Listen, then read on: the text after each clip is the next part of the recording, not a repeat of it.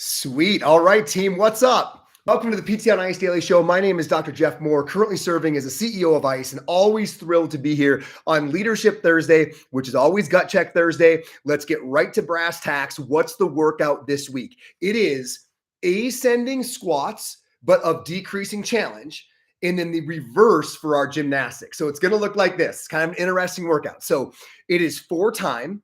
You're going to open up with 9 overhead squats. That barbell prescribed weight is going to be 135.95, so scale accordingly, paired with 21 pull-ups. Then you're going to increase your squat number 15, but moving to front squat, same barbell weight. Gymnastics going to 15 chest to bars, and then 21 back squats, and then 9 muscle ups. So you got kind of this 9, 15, 21 climbing a number, but decreasing complexity on the squats. And then the opposite, 21, 15, 9 as your gymnastics get more challenging. So should be a very interesting workout.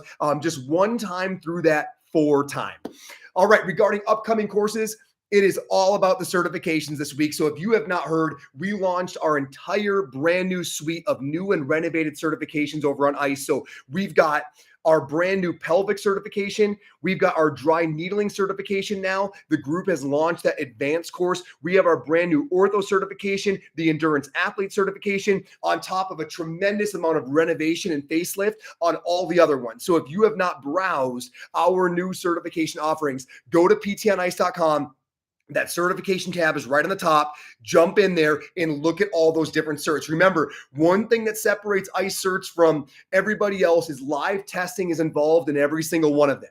So regardless of which one of those you jump into, there is live testing. We believe that is really what holds the standard. So just know that you will be examined in person to make sure you indeed have the goods before we throw that stamp of approval on your work. So that is what's basically involving all of our worlds this week, is getting all the certifications launched. Hope those really improve not only your skill set next year, but your ability to market effectively, that you're a specialist in these areas and really take over your geography and serve your community. So enjoy those certifications. Check them out.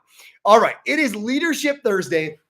We are talking about breaking up with deliverables, a challenging but necessary conversation. Challenging because there's very few things, especially for really high performers, that is more satisfying than completing a really big project, right? Something you've been working on and chipping away on. Very few things feel better than putting a bow on something like that, crossing that off that to-do list that you've been looking at for months as you kind of worked your way through the project, not to mention just delivering a beautiful deliverable. Nothing feels better. The bigger leader you become, the better leader you become, the less you will get to experience this. If your leadership trajectory really takes off, you will literally never again get to experience that wonderful feeling of wrapping up a project. The reason for this is it almost never makes sense for you to finish anything, right? Once your job is getting the train on the tracks, your job is approving the project. Your job is saying, you know what, that makes sense to put resources towards that, considering all the other options available. Your job is figuring out the right combination of people that will maximally effectively take over that job and really bring it to completion as fast as possible and be able to scale it. So is it the right gig? Who are the right people to do it? What resources do they need, right? How can I collect those in the most cost and time effective manner? Those are your jobs. But once that train is on the tracks, proper delegation should always bring it to the finish line. It would be very rare that a task needs your personal involvement end to end. Just because you want it to doesn't mean it does, right? In almost every case, your job is going to be saying, yep, that's the right thing that we should do with our resources. These are the right people to make that happen. And here are all the resources they need to be freed up and made available so they can execute properly. Those are all of your jobs. The actual doing of it, the execution, the part you want to do, right? Because it just, again, feels so wonderful to be a part of creating and finishing something like that, is something you should almost always hold yourself back from. Now, I know what you're saying. You're saying, but that's what makes it feel like I've accomplished something. Like getting something to the finish line is what feels rewarding. You have got to reframe. If you're truly moving into a leadership role, like you're going to be organizing and strategizing a number of people that are in your circle, and your job is kind of commander in chief. If you're heading in that space in whatever your division might be, you've got to reframe what being productive looks and feels like. You've got to reframe this. And you got to think about three big buckets where your energy is going to be going. And none of them are going to be about bringing a project to execution. The first one is culture building. Your number one job, right, is that glue that keeps everything together, that makes the energy of the organization feel like something that people who are a part of it want to be a part of. Number one is culture building. In every single touch point with another individual in the group is culture building. It doesn't need to accomplish anything, right? These touch points, these little moments of interaction don't need to finish anything. They don't need to accomplish anything. What they accomplish is you understanding each other just a little bit better. What they accomplish is you seeing where the other person's coming from, is a little bit of trust building because you had that moment of connection. They accomplish that. No, it's not finishing anything. This is an infinite game. Culture never has an endpoint. You never win culture, right? You nurture culture.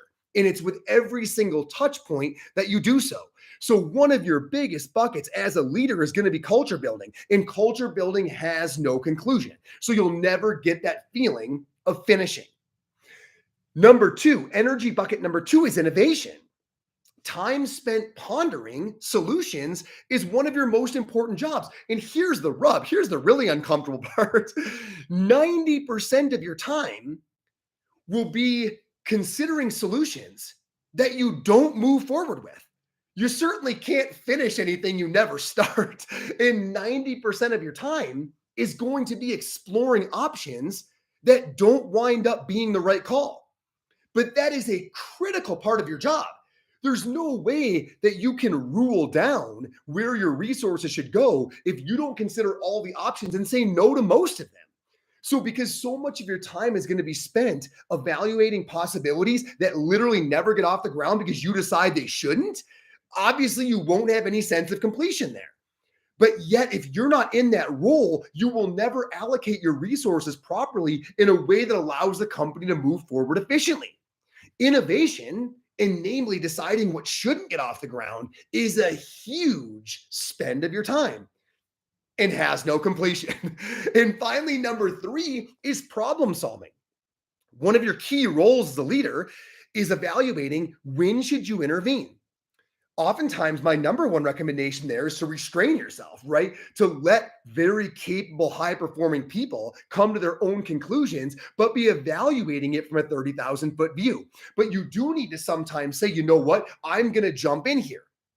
A little bit of restraint is always a good thing, right? But knowing when to jump in is very important. Now, here's the key. When you jump in with a couple pieces of information or a little bit of guidance, again, to get the train back on the tracks. What you don't do is follow the train, right? That's falling right back into that temptation of wanting to get something to completion. That's not your job anymore. Your job is, this isn't going in the right direction. Watch it, study it, think about it, find your moment, and then jump in and say, team, can I ask that we look at one thing a little bit differently? What are your thoughts here? Okay. Now you jump in, you change the energy of that environment, of that project. You get people chiming in. As a group, you decide, this is the one change we've got to make. And then very importantly, you get back out because you've got to go do that somewhere else. If you stay on that ride, you're not getting back over and solving that same problem in 7 other spots. The people can handle it. Your job is just to steer, just to get them back in between the buoys and then get out of there. One of the hardest things about truly moving into a leadership role is you've got to divorce your sense of perceived worth from deliverables that you're a part of. Your energy needs to be in constantly having touch points to build culture. Your energy needs to be spent thinking about where should we go, and maybe more importantly, where should we not go. Your energy needs to be in and out of different projects when you see an area that your experience or wisdom can nudge people in the right direction and get their momentum built back up before you remove your energy from the scenario. These things never feel done because they never are done. None of those buckets even move closer to a perceived finish line. You just keep nurturing and spinning those plates at all times and never ride any of them to the end. You have to divorce yourself from deliverables. Otherwise, you're never going to take the truth position of an effective leader. Give that some thought. I know you're high performers. I know you love finishing projects. I know for many, many, many years that has filled your cup, but it's killing your team. Try to reframe it. Let me know if you have any thoughts. ptonice.com. Thanks for being your team. We'll see you next week.